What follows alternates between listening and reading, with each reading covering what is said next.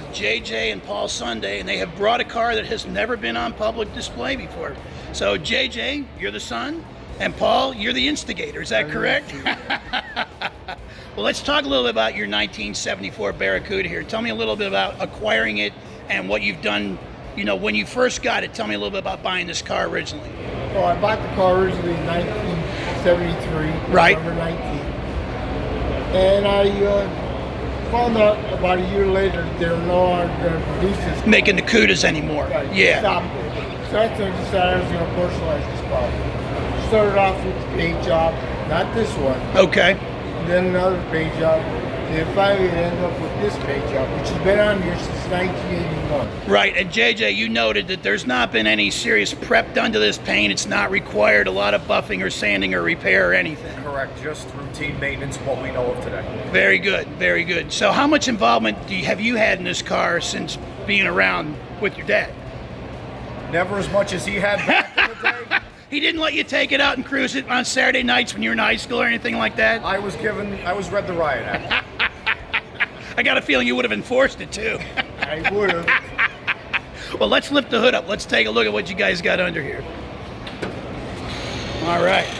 So, Paul, you were telling me this is actually not a dress-up kit. This is a factory AAR driveline car engine, correct? Yeah. Yes. Tell me how you ended up with that. Well, I found a 70 AAR coupe that was T-boned. Okay.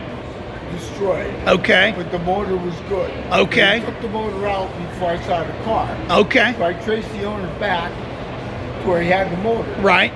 At the time, it was late 70s. Okay, so you found the body junk with the driveline gone, found the owner, and found out the owner had indeed pulled the motor out of it. Pulled the motor out of it. Okay.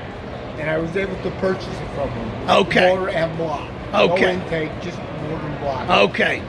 It's numbers match your AAR block. Wow, cool. So I built it. I had my friend do the mechanical.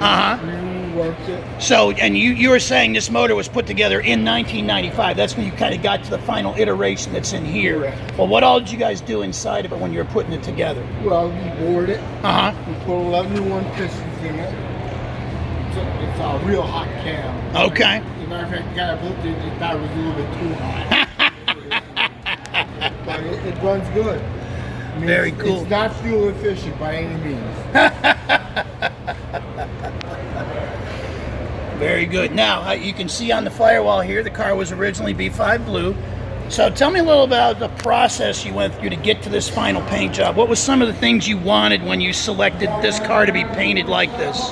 Well, to be honest with you, when I gave this car to Hank C to paint it, Okay. I said, here's a blank canvas. Okay. Create what you want. Okay, so you gave him pretty much carte blanche to decide how he'd like it to look. Exactly. This Okay. is his creation. And what was his name? Hank C. Hank Z. And where was he out of? Moosic, Pennsylvania. Moosic, Pennsylvania. Okay, very good. Very good. And as you can see, the paint's got a huge amount of metal flake in it. And did wonderful custom work here on the grill. And you just go along the body lines, and it's just got great creativity. Now, tell me about this vinyl top. What color was the vinyl top originally? White. It was a white top car? It's a white top Or white car. vinyl top, and then did you guys do anything to that? Yes, the painter of the car painted the top in pearl white. Okay. Put it over that.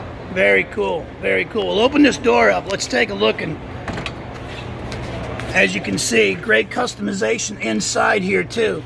So tell me a little about this work on the inside. Now, JJ, you were talking about the gentleman who did this. What was his name? Hank Z. Oh, this was Hank Z as well. So he was responsible for the customization pretty much overall, interior, exterior paint, all that. No. Not Hank these Z two. had the door panels painted. Okay. The seats themselves came from a company back home called Custom Trim. Custom trim, okay. And a local gentleman back home named Paul Smahoski Okay. is responsible for the fur in the back, Okay. your floor mats, all Yep. four, your velour headliner, Okay. and the diamond pattern underneath the hood. Very cool. Very cool. Now, you were showing me using a highlight that the paint on the doors actually has diamond dust worked into it. So this again was Hank Z who did this, correct? Correct. And Hank Z's family had a A little jewelry store. little jewelry store, and this was basically you polish a gem or whatever, and you'd have a little dust left. It would take forever to get. And he would actually put the paint down and then sprayed the diamond dust on top of that and then sealed it with clear. So, wow, very, very cool. So what has been the response so far this weekend with the car being here for the first time? Tremendous. It's been tremendous. I never expected this car to get this much attention. And what do people think when they find out it's actually not been painted recently? They can't believe it. they can't believe it's the time capsule. Sure, absolutely. It's a 70s time capsule. Yep, that's very cool. So you were saying that, again, the basic appearance of the car was finished early 1980s. Right. Drive-line's been in it since the mid-1990s. Right. Car's got under 40,000 miles. What was it? 38,000. A little over 38,000. Little 38,000. And how often do you guys actually get it out or do anything with it? Or does it pretty much just stay at your house now? No. When the weather's permitting, if Yeah. it's not too hot, if it's not cloudy, he'll take it out and take it to show. Oh, you get to drive it now? Oh, yeah. It's gonna be good. It took a while, but we got there.